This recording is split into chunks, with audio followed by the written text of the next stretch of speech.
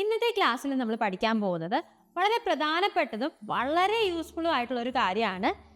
ഇംഗ്ലീഷിൽ എങ്ങനെ സെൻറ്റൻസസ് ഉണ്ടാക്കാം. അതായത് തീരെ ഇംഗ്ലീഷ് അറിയാത്ത, ഇംഗ്ലീഷിൽ കുറച്ച് വാക്കുകൾ മാത്രം അറിയുന്ന സ്റ്റുഡൻസിന് ഈ ക്ലാസ് വളരെയധികം യൂസ്ഫുൾ ആയിരിക്കും. കാരണം നമ്മളുടെ പ്രശ്നം എന്താണെന്ന് വെച്ചാൽ നമുക്ക് ഇംഗ്ലീഷിൽ കുറേ വാക്കുകൾ അറിയാം അല്ലേ, പക്ഷെ ഇതൊക്കെ എവിടെ എങ്ങനെ ഏത് രീതിയിൽ യൂസ് ചെയ്യണം എന്ന് നമുക്കറിയില്ല. പിന്നെ നമ്മൾ എപ്പോഴും മലയാളത്തിൽ നിന്ന് ഇംഗ്ലീഷിലേക്ക് ട്രാൻസ്ലേറ്റ് ചെയ്താണ് പഠിച്ചിട്ടുള്ളത്. അല്ലാതെ ഇംഗ്ലീഷിൽ എങ്ങനെ മര്യാദയ്ക്ക് ഒരു സെൻറ്റൻസ് ഉണ്ടാക്കണമെന്ന് ആരും നമ്മളെ പഠിപ്പിച്ചിട്ടില്ല.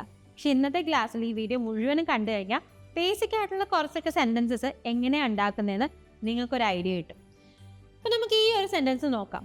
നമ്മളിപ്പോൾ നോർമലി ഇംഗ്ലീഷിലോട്ട് ഒരു സെൻറ്റൻസിന് ട്രാൻസ്ലേറ്റ് ചെയ്യുകയാണെങ്കിൽ നമ്മൾ എങ്ങനെയായിരിക്കും ട്രാൻസ്ലേറ്റ് ചെയ്യുന്നത്? ഈ ഒരു രീതിയിലാണെങ്കിൽ നമുക്കറിയാം ഞാൻ എന്ന് പറയുമ്പോൾ ഐ ആണെന്ന്, ഐ.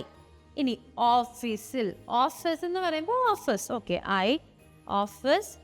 ഇനി പോകാറുണ്ട്, പോകുക എന്ന് പറയുമ്പോൾ എന്താ? ഗോ. പോകാറുണ്ടെന്ന് നമുക്ക് എങ്ങനെ എഴുതുന്നതെന്ന് അറിയില്ല, പക്ഷെ പോകുക എന്ന് പറയുമ്പോൾ ഗോ എന്നാണെന്ന് നമുക്കറിയാം അല്ലേ. അപ്പം ഈ കാര്യങ്ങൾ നമുക്കറിയാം. I office go. ഇങ്ങനെയായിരിക്കും തീരെ ഇംഗ്ലീഷ് അറിയാത്ത ഒരവസ്ഥയിൽ നിൽക്കുന്ന ഒരാൾ ഇങ്ങനെയായിരിക്കും ട്രാൻസ്ലേറ്റ് ചെയ്യുക സെൻറ്റൻസ്. കാരണം എന്താ, ഞാൻ കറക്റ്റായിട്ടല്ലേ ട്രാൻസ്ലേറ്റ് ചെയ്തിരിക്കുന്നത്. ഞാനെന്ന് പറയുമ്പോൾ ഐ, ഓഫീസ് എന്ന് പറയുമ്പോൾ ഓഫീസ്, പോവുക എന്ന് പറയുമ്പോൾ ഗോ. പക്ഷേ ഇവിടുത്തെ പ്രശ്നം എന്താണെന്ന് വെച്ചാൽ ഇംഗ്ലീഷും മലയാളവും ഒരുപോലത്തെ ഭാഷയല്ല. ഇതിൽ വാക്കുകൾ അറേഞ്ച് ചെയ്യുന്നതിൽ വ്യത്യാസമുണ്ട്. മലയാളത്തിൽ സെൻറ്റൻസ് ഉണ്ടാക്കുന്നത് പോലെ അല്ല ഇംഗ്ലീഷിൽ സെൻറ്റൻസ് ഉണ്ടാക്കുന്നത്. അപ്പം നമ്മൾ ഇതുപോലെ ഡയറക്റ്റായിട്ട് ട്രാൻസ്ലേറ്റ് ചെയ്തുകൊണ്ടിരുന്നാൽ എന്താ സംഭവിക്കുക? നമ്മൾ ഇതേപോലെ തെറ്റ് പറഞ്ഞുകൊണ്ടും തെറ്റ് പഠിച്ചുകൊണ്ടും ഇരിക്കും. അപ്പം നമുക്കിത് എങ്ങനെയാണ് ശരിക്കും പ്രോപ്പറായിട്ട് ഒരു ചെറിയ സെൻറ്റൻസ് ഇംഗ്ലീഷിൽ ഉണ്ടാക്കുന്നതെന്ന് പഠിക്കാം. അപ്പോൾ ഒരു സെൻറ്റൻസ് ഇംഗ്ലീഷിൽ ഉണ്ടാക്കുന്ന സമയത്ത് നമ്മൾ മെയിനായിട്ട് ആദ്യ സെൻറ്റൻസ് തുടങ്ങേണ്ടത് ആരെപ്പറ്റി അല്ലെങ്കിൽ എന്തിനെ പറ്റി, അതാണ് നമ്മൾ സെൻറ്റൻസ് സ്റ്റാർട്ട് ചെയ്യുമ്പോൾ ഉപയോഗിക്കേണ്ട വാക്ക്. ആരെ പറ്റിയിട്ടാണ് ഈ സംസാരിക്കുന്നത്, ആരുടെ കാര്യമാണ് ഈ പറയുന്നത്, അല്ലെങ്കിൽ എന്തിനെ പറ്റിയിട്ടാണ് സംസാരിക്കുന്നത്, എന്തിൻ്റെ കാര്യമാണ് പറയുന്നത്, അതിലാണ് നമ്മൾ ഫോക്കസ് ചെയ്യേണ്ടത്. ഇപ്പം ഇവിടെ ഞാൻ ഓഫീസിൽ പോകാറുണ്ട് എന്ന് പറയുമ്പോൾ ആരുടെ കാര്യമാണ് പറയുന്നത്? ഓഫീസിൻ്റെ കാര്യമാണോ? അല്ല. ഞാൻ ഓഫീസിൽ പോകാറുണ്ടെന്ന് പറയുമ്പോൾ ഞാൻ എൻ്റെ കാര്യമാണ് പറയുന്നത്. അപ്പോൾ അതാണ് ഇവിടുത്തെ സബ്ജക്റ്റ് എന്ന് പറയുന്നത്. അതായത് ആരെ പറ്റിയിട്ടാണോ നമ്മൾ സംസാരിക്കുന്നത്, എന്തിനെ പറ്റിയിട്ടാണോ സംസാരിക്കുന്നത്, അതാണ് സബ്ജക്റ്റ്. ആൻഡ് ഇംഗ്ലീഷിൽ എപ്പോഴും സബ്ജക്റ്റാണ് ആദ്യം നമ്മൾ എഴുതുന്നത്. അത് ചിലപ്പോൾ ഒരു വ്യക്തിയായിരിക്കാം, ഒരു വസ്തുവായിരിക്കാം, ഒരു സ്ഥലമായിരിക്കാം. ഇപ്പോൾ ഉദാഹരണത്തിന് എൻ്റെ ഓഫീസ് അടിപൊളിയാണ്. ഇവിടെ ഞാൻ ആരെ പറ്റിയിട്ടാണ് പറയുന്നത്? അടിപൊളിയെ പറ്റിയിട്ടല്ല ഞാൻ പറയുന്നത്. പിന്നെ ആരെ പറ്റിയിട്ടാ? എൻ്റെ ഓഫീസ് അടിപൊളിയാണെന്നാണ് പറയുന്നത്. അപ്പോൾ എൻ്റെ ഓഫീസിനെ പറ്റിയിട്ടാണ് പറയുന്നത്. അപ്പോൾ ഇവിടെ എന്താ സബ്ജക്റ്റ്? എൻ്റെ ഓഫീസ്, അതാണ് സബ്ജക്റ്റ് അല്ലേ. പത്തനംതിട്ട വളരെ മനോഹരമായ ഒരു സ്ഥലമാണ് എന്ന് ഞാനിങ്ങനെ പറയുമ്പോൾ ഞാൻ എന്തിനെ പറ്റിയിട്ടാണ് പറയുന്നത്? മനോഹരമായ ഒരു സ്ഥലത്തിനെ പറ്റിയിട്ടാണോ? അല്ല, പത്തനംതിട്ട മനോഹരമായ ഒരു സ്ഥലമാണെന്നാണ് പറയുന്നത് അല്ലേ. അപ്പോൾ പത്തനംതിട്ടയാണ് ഇവിടുത്തെ സബ്ജക്റ്റ്. സോ നമ്മൾ ആരെ പറ്റിയിട്ടാണോ എന്തിനെ പറ്റിയിട്ടാണോ സംസാരിക്കുന്നത് അതാണ് ആ സെൻറ്റൻസിൻ്റെ സബ്ജക്റ്റ്. ഇത് നിങ്ങൾ എപ്പോഴും ഓർത്ത് വയ്ക്കണം. ആൻഡ് ഇംഗ്ലീഷിൽ ഒരു 90% സെൻറ്റൻസസ് അല്ലെങ്കിൽ നമ്മൾ സംസാരിക്കുന്ന ബേസിക് ആയിട്ടുള്ള സെൻറ്റൻസസ് എപ്പോഴും എന്തിലാണ് സ്റ്റാർട്ട് ചെയ്യുക? സബ്ജക്റ്റ് വെച്ചിട്ടാണ് സ്റ്റാർട്ട് ചെയ്യുക. ഇനി അടുത്ത സബ്ജക്റ്റ് കഴിഞ്ഞാൽ എന്താ? നമ്മൾ മലയാളത്തിൽ സെൻറ്റൻസ് നോക്കുമ്പം സബ്ജക്റ്റ് കഴിഞ്ഞാൽ ഞാൻ ഓഫീസിൽ പോകാറുണ്ട്. ഇനി വേറെ കുറച്ച് സെൻറ്റൻസ് നിങ്ങളൊന്ന് ആലോചിച്ച് നോക്കിക്കേ. അവൻ ബിരിയാണി കഴിക്കാറുണ്ട്, ഞാൻ സിനിമ കാണാറുണ്ട്. അതായത് സബ്ജക്റ്റ് കഴിഞ്ഞാൽ പിന്നെ പ്രാധാന്യം എന്തിലാണ് നമ്മളൊരു കാര്യം ചെയ്യുന്നതെന്ന്. അതായത് ഞാൻ കഴിക്കാറുണ്ട്, എന്താണ് കഴിക്കുന്നത്? ഞാൻ കാണാറുണ്ട്, എന്താണ് കാണാറുള്ളത്? അല്ല, ഞാൻ പോകാറുണ്ട്, എങ്ങോട്ടേക്കാണ് പോകാറുള്ളത്? അതായത് എന്തിലാണ് നമ്മളൊരു കാര്യം ചെയ്യുന്നത് അതിനാണ് ഇമ്പോർട്ടൻസ് കൊടുക്കുന്നത്. പക്ഷേ ഇംഗ്ലീഷിൽ അങ്ങനെയല്ല. അവിടെയാണ് നമുക്ക് ഏറ്റവും വലിയ മിസ്റ്റേക്ക് പറ്റുന്നത്. ഇംഗ്ലീഷിൽ നമ്മൾ പിന്നെ പ്രാധാന്യം കൊടുക്കുന്നത് എന്താണ് ഈ സബ്ജക്റ്റ് ചെയ്യുന്നതെന്നാണ്. അതായത് ഇപ്പോൾ സബ്ജക്റ്റ് ഇതിപ്പോൾ നിങ്ങൾ എൻ്റെ കൂടെ തന്നെ എഴുതി പഠിക്കണം കേട്ടോ. അതിന് വേണ്ടിയിട്ടാണ് ഞാൻ കഷ്ടപ്പെട്ട്, നോർമലി എൻ്റെ വീഡിയോസ് സ്ഥിരമായിട്ട് കാണുന്നവർക്കറിയാം ഞാൻ എല്ലാം എഴുതിയിട്ടാണ് പിന്നെ പഠിപ്പിക്കുന്നത്. ഇന്നിപ്പോൾ ഇത് ചെയ്യുന്നതെന്ന് വെച്ചാൽ നിങ്ങൾക്ക് എൻ്റെ കൂടെ എഴുതി പോകാൻ വേണ്ടിയിട്ടാണ്. സബ്ജക്റ്റ് എന്താണ് ചെയ്യുന്നത് അതാണ് നമ്മളുടെ വേർബ് എന്ന് പറയുന്നത് നോർമൽ കേസസിൽ. അതല്ലാത്ത ചെറിയ വേർബുകളും ഉണ്ട്, പക്ഷെ നിങ്ങളത് ഞാൻ ഒത്തിരി പറഞ്ഞ് അങ്ങനെ കോംപ്ലിക്കേറ്റ് ചെയ്യുന്നില്ല. ബേസിക് ഒരു ഐഡിയ ഉണ്ടാക്കി തരാണ്. ഓക്കെ, അപ്പോൾ ഇനിയിപ്പോൾ നിങ്ങൾ കോമൻറ്റ് ചെയ്യില്ല, അപ്പം ഇസ് ആമോ ആറൊന്നും വേർബ് അല്ലേ, ആണോ, ഓക്സിലറി വേർബും മെയിൻ വേർബും ഒക്കെ ഉണ്ട് നമുക്ക്. പക്ഷെ അങ്ങനെ പറഞ്ഞു കഴിഞ്ഞാൽ തീരെ ഇംഗ്ലീഷ് അറിയാത്തവർക്ക് കൺഫ്യൂഷനാണ്. അപ്പോൾ നമുക്കൊരു സിമ്പിളായിട്ട് പഠിക്കാം. നമ്മുടെ സബ്ജക്റ്റ് എന്താണോ ചെയ്യുന്നത്, എന്താണോ ആ പ്രവൃത്തി, അതാണ് എന്തെന്ന് പറയുന്നത് നമ്മൾ വേർബ് എന്ന് പറയുന്നത്. അപ്പോൾ അതാണ് രണ്ടാമത് വരേണ്ടത്. സബ്ജക്റ്റ് കഴിഞ്ഞാൽ പിന്നെ വരേണ്ടത് എന്താ, വേർബ്. ആൻഡ് വേർബ് എന്ന് വെച്ചാൽ എന്താണ് ഈ വേർബ് എന്ന് പറയുന്നത്? സബ്ജക്റ്റ് ചെയ്യുന്ന പ്രവൃത്തിയാണ് നമ്മൾ വേർബ് എന്ന് പറയുന്നത്. ഓക്കെ, സോ ഇവിടെ നമ്മുടെ സബ്ജക്റ്റ് ആരാ? ഞാൻ ഓഫീസിൽ പോവാറുണ്ട്. സോ ആരാ നമ്മുടെ സബ്ജക്റ്റ്? ഞാൻ ചെയ്യുന്ന പ്രവൃത്തി എന്താ ഞാൻ ചെയ്യുന്നത്? ഓഫീസാണ്. ഞാൻ ചെയ്യുന്നൊരു പ്രവൃത്തിയല്ല, ഓഫീസ് ഒരു പ്രവൃത്തിയല്ല. പിന്നെന്താ? പോവാറുണ്ട്. ഇതാണ് നമ്മളുടെ പ്രവൃത്തി. അപ്പോൾ ഞാൻ കഴിഞ്ഞാൽ പിന്നെ ഇവിടെ വരേണ്ടത് എന്താ? പോവാറുണ്ട് എന്നുള്ളതാണ് വരേണ്ടത്. മനസ്സിലായോ? ഞാൻ കഴിഞ്ഞ് കഴിഞ്ഞാൽ പിന്നെ ഓഫീസിൽ നല്ല ഇംഗ്ലീഷിൽ വരിക, ഞാൻ പോവാറുണ്ടെന്നാണ് വരിക. ഓക്കെ, അപ്പോൾ അതാണ് വേർബ് എന്ന് പറയുന്നത്. ഓക്കെ, അപ്പം മലയാളത്തിൽ നമ്മൾ പറയുന്നത് ഞാൻ പോവാറുണ്ടെന്നാകും. ഞാൻ ഓഫീസിൽ പോകാറുണ്ടെന്നുള്ളത് ഞാൻ പോകാറുണ്ട് എന്നാകും.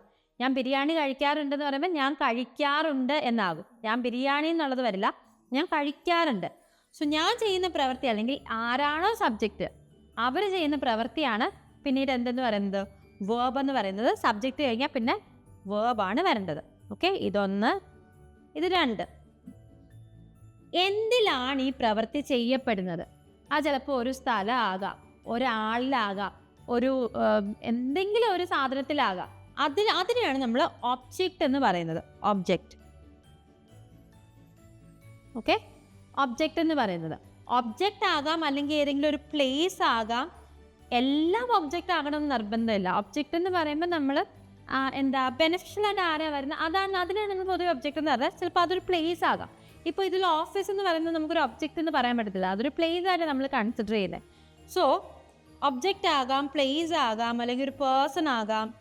ഓക്കെ, ഇതിൽ ആരിലാണോ പ്രവൃത്തി ചെയ്യപ്പെടുന്നത് അതാണ് നമ്മൾ ലാസ്റ്റ് എഴുതുന്നത്. അതാണ് തേർഡ് സാധനം.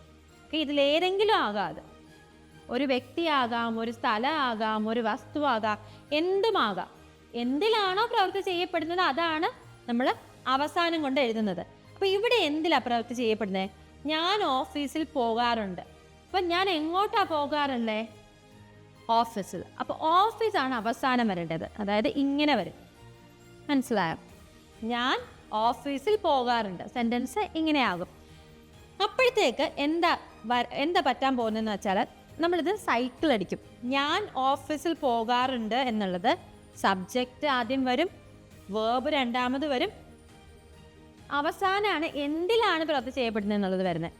അപ്പോൾ ഈ സെൻറ്റൻസ് നമുക്ക് എങ്ങനെ ഇംഗ്ലീഷിൽ ശരിക്കും എഴുതാൻ പറ്റും? ഞാൻ ഓഫീസിൽ പോകാറുണ്ട്. ആരെ പറ്റിയിട്ടാണ് പറയുന്നത്? എന്നെ പറ്റിയിട്ട്. അപ്പോൾ ഇനി എന്താണ് ഇവിടെ പ്രവൃത്തി? സബ്ജക്റ്റ് ഇങ്ങനെ എന്താ വരണ്ടേ? വേർബാണ് വരണ്ടേ. എന്താ ഇവിടെ വേർബ്? ഏതാ? പോകാറുണ്ട് എന്നുള്ളതാണ് വേർബ്. I go. ഇനി ഓഫീസിൽ പോകാറുണ്ട്. ഒരു സ്ഥലത്തേക്ക് നമ്മൾ പോകാറുണ്ടെന്ന് പറയുമ്പോൾ ഗോയിനെ ഒറ്റയ്ക്ക് വിടാൻ പറ്റത്തില്ല. ഗോയുടെ കൂടെ നമ്മളൊരു ഫ്രണ്ടിനെയും കൂടി അയക്കും. ഗോ ടു എന്നേ പറയും. ഒരു സ്ഥലത്തേക്ക് പോകാറുണ്ട് എന്ന് പറയുമ്പോൾ നമ്മൾ ഗോ ടു പറയാം. Okay, so I go to. എങ്ങോട്ടേക്കാണ് പോകാറുള്ളത്? ഓഫീസിലേക്ക്. So I go to office. I go to office. ഞാൻ ഓഫീസിലേക്ക് പോകാറുണ്ട്, അല്ലെങ്കിൽ ഞാൻ ഓഫീസിൽ പോകാറുണ്ട്. ഇനി വേറെ സെൻറ്റൻസ് ഞാൻ പറയാം. അവൻ ബിരിയാണി കഴിക്കാറുണ്ട്. അല്ല, അവൻ വേണ്ട, ഞാൻ ബിരിയാണി കഴിക്കാറുണ്ട്. ഈ സെൻറ്റൻസ് നമുക്ക് എങ്ങനെ എഴുതാൻ പറ്റും? അത് നമുക്കൊന്ന് ട്രൈ ചെയ്ത് നോക്കിയാലോ. ഞാൻ ബിരിയാണി കഴിക്കാറുണ്ട്. ഇതെങ്ങനെ പറയും? ഞാൻ ബിരിയാണി കഴിക്കാറുണ്ട്. ഇവിടെ ആരെ പറ്റിയിട്ടാണ് നമ്മൾ പറയുന്നത്? ഇവിടെ സബ്ജക്റ്റ് എന്താ? ആരാണ്? ആരെ പറ്റിയാണ് ഈ സംഭാഷണം? ബിരിയാണിയെ പറ്റിയിട്ടാണോ? അല്ല, പിന്നെ എന്തിനെ പറ്റിയിട്ടാ? എന്നെ പറ്റിയിട്ടാണ്, ഞാനാണ്. അപ്പം അതാണ് സബ്ജക്റ്റ്. ഇനി സബ്ജക്റ്റ് കഴിഞ്ഞ് നമ്മൾ എന്താ എഴുതേണ്ടത്? എന്താണ് സബ്ജക്റ്റ് ചെയ്യുന്നത്? എന്താ ചെയ്യുന്ന സബ്ജക്റ്റ്? ബിരിയാണി എന്ന് പറയുന്ന ഒരു പ്രവൃത്തിയല്ല, അത് ചെയ്യാൻ പറ്റില്ല. പിന്നെന്താ? കഴിക്കാറുണ്ട്. കഴിക്കുകയാണ് പ്രവൃത്തി. കഴിക്കുക എന്നുള്ളത് നമ്മൾ എന്താ ഇംഗ്ലീഷിൽ പറയാം? ഈറ്റ്. I eat. ഇനി എന്താണ് കഴിക്കാറുള്ളത്? Biryani. So I eat biryani. മനസ്സിലായോ? ഇങ്ങനെയാണ് നമ്മൾ ഇംഗ്ലീഷിലെ ബേസിക് സെൻറ്റൻസ് എഴുതേണ്ടത്. ഈ ഒരു രീതിയിലാണ് എഴുതേണ്ടത്. ഓക്കെ, നമുക്ക് വേറൊരു എക്സാമ്പിളും കൂടി നോക്കാം. ഞാൻ വായിക്കാറുണ്ട്. ഞാൻ പുസ്തകങ്ങൾ വായിക്കാറുണ്ട്. ഇവിടെ ഞാൻ എന്താ ചെയ്യുന്നത്? പുസ്തകങ്ങൾ വായിക്കുകയാണ്. ആദ്യം നമ്മൾ എന്താ എഴുതണ്ടേ? ആദ്യം നമ്മൾ സബ്ജക്റ്റ് എഴുതണം. ആരെ പറ്റിയിട്ടാണ് നമ്മൾ സംസാരിക്കുന്നതെന്ന്. അതിനുശേഷം നമ്മൾ എന്തെഴുതണം? എന്താണ് ഞാൻ ചെയ്യുന്നതെന്ന്. ഞാൻ പുസ്തകങ്ങൾ വായിക്കാറുണ്ട്. ഇവിടെ എന്താ ചെയ്യുന്നതെന്ന് നിങ്ങൾ നോക്കി കണ്ടുപിടിച്ചാൽ മതി. പിന്നെ അതിനുശേഷം നമ്മൾ എന്താ ചെയ്യേണ്ടത്? എന്തിലാണ് ഈ പ്രവൃത്തി ചെയ്യപ്പെടുന്നത്? എന്താണ് ഞാൻ വായിക്കുന്നത്? അതാണ് അവസാനം എഴുതേണ്ടത്. സോ അങ്ങനെ ഞാൻ പുസ്തകം വായിക്കാറുണ്ട് അല്ലെങ്കിൽ ഞാൻ പുസ്തകങ്ങൾ വായിക്കാറുണ്ട് എന്ന് എങ്ങനെ ഇംഗ്ലീഷിൽ പറയുന്നത് ഇപ്പം തന്നെ നിങ്ങൾ കോമെൻറ്റ് ചെയ്യുക. വളരെ സിമ്പിളായിട്ടുള്ള സെൻറ്റൻസ് ആണ്. നമ്മൾ ഈ പഠിച്ച കാര്യങ്ങൾ മാത്രം ഓർത്താൽ മതി. ആദ്യം ആരെ പറ്റിയിട്ടാണ് എഴുതുന്നത് അത്. അതിനുശേഷം അതാണ് സബ്ജക്റ്റ് എന്താണ് ചെയ്യുന്നത്? രണ്ടാമത് വേർബ്. ഇനി അതിനുശേഷം എന്തിലാണ് ഈ ആക്ഷൻ നടക്കുന്നത് അല്ലെങ്കിൽ പ്രവൃത്തി എന്തിലാണ് ചെയ്യപ്പെടുന്നത്? ഒബ്ജക്റ്റ്. അതെഴുതുക. ഓക്കെ. സോ ഈ സെൻറ്റൻസ് നിങ്ങൾ കറക്റ്റായിട്ട് എഴുതാൻ ശ്രമിക്കുക. വീഡിയോ 1-2 തവണ കണ്ടു നോക്കുക. ഡൗട്ട്സ് എല്ലാം ക്ലിയർ ചെയ്യുക. നോട്ട് ചെയ്യേണ്ടതെല്ലാം നോട്ട് ചെയ്യുക. ഇത് ജസ്റ്റ് പാർട്ട് 1 മാത്രമാണ്. ഈ ക്ലാസ് നിങ്ങൾക്ക് ഇഷ്ടപ്പെട്ടെങ്കിൽ അത് കോമെൻറ്റ് ചെയ്യുക. അങ്ങനെയാണെങ്കിൽ നമുക്ക് ചെറിയ ചെറിയ വീഡിയോസ് ആയിട്ട് പാർട്ട് 2, പാർട്ട് 3, പാർട്ട് 4 അങ്ങനെ ഇറക്കാം. അങ്ങനെ നമുക്ക് പതുക്കെ പെട്ടെന്നൊന്നും പഠിക്കാൻ പറ്റുമെന്ന് ഞാൻ പറയില്ല. പക്ഷെ പതുക്കെ സെൻറ്റൻസസ് അടിപൊളിയായിട്ട് ഉണ്ടാക്കാൻ പഠിപ്പിക്കാം. അപ്പോൾ നിങ്ങൾ എന്തായാലും ഈ വീഡിയോ കണ്ടിട്ട് ഞാൻ പുസ്തകങ്ങൾ വായിക്കാറുണ്ട് എന്ന് എങ്ങനെ ഇംഗ്ലീഷിൽ പറയുന്നത് കോമെൻറ്റ് ചെയ്യാം. ഇതേപോലെ നിങ്ങൾക്കും ഒരു ടീച്ചറിൻ്റെ സഹായത്തോടു കൂടി ഇംഗ്ലീഷ് പഠിക്കാൻ താല്പര്യമുണ്ടെങ്കിൽ, എന്നെപ്പോലെ ഒരു ടീച്ചർ നിങ്ങൾക്ക് സംശയങ്ങളൊക്കെ ക്ലിയർ ചെയ്തെന്ന് പഠിപ്പിക്കാൻ, അങ്ങനെ പഠിക്കാൻ, സംസാരിച്ചൊക്കെ പ്രാക്ടീസ് ചെയ്ത് പഠിക്കാൻ നിങ്ങൾക്ക് താല്പര്യമുണ്ടെങ്കിൽ ഇംഗ്ലീഷ് മിത്രയിൽ നമുക്ക് അതിന് പറ്റിയിട്ടുള്ള കോഴ്സസ് നമ്മൾ പ്രൊവൈഡ് ചെയ്യുന്നുണ്ട്. നിങ്ങൾക്ക് ഇഷ്ടമുള്ള രീതിയിൽ ക്ലാസ്സസ് അറ്റൻഡ് ചെയ്യാം. നിങ്ങൾക്ക് ലൈവ് വീഡിയോ ക്ലാസ് വേണമെങ്കിൽ അങ്ങനെ അറ്റൻഡ് ചെയ്യാം. സംസാരിച്ച് പ്രാക്ടീസ് ചെയ്ത് മാത്രം പഠിച്ചാൽ മതി അങ്ങനെ അറ്റൻഡ് ചെയ്യാം. ഗ്രാമറും നോട്ട്സും ഓഡിയോ ക്ലിപ്സും ഒക്കെ കൂടിയാണ് പഠിക്കാൻ താല്പര്യമെങ്കിൽ അങ്ങനെ അറ്റൻഡ് ചെയ്യാം. എങ്ങനെ വേണമെങ്കിലും നിങ്ങൾക്ക് ക്ലാസ് അറ്റൻഡ് ചെയ്യാം. നിങ്ങൾക്ക് എന്താ വേണ്ടതെന്നുള്ളത് പറഞ്ഞാൽ മതി. ഇനി ക്ലാസ്സിന് കൂടുതൽ ഡീറ്റെയിൽസും അറിയണമെങ്കിൽ അല്ലെങ്കിൽ ജോയിൻ ചെയ്യണമെങ്കിൽ ഡിസ്ക്രിപ്ഷനിൽ കൊടുത്തിരിക്കുന്ന ലിങ്കിൽ ക്ലിക്ക് ചെയ്താൽ മതി. എന്നിട്ട് നിങ്ങൾക്ക് സംശയങ്ങളുണ്ടെങ്കിൽ അവരോട് പറയാം, ഒരു ഡെമോ ക്ലാസ് വേണമെന്ന് പറയാം. ഒരു ടീച്ചറിനോട് തന്നെ സംസാരിച്ച് നിങ്ങളുടെ സംശയങ്ങളൊക്കെ ക്ലിയർ ചെയ്ത് നിങ്ങൾക്ക് ജോയിൻ ചെയ്യാവുന്നതാണ്.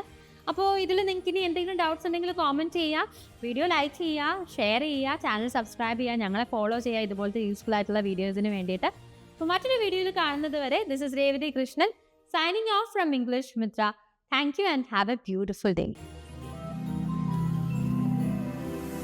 English Mitra. Stop worrying, start learning.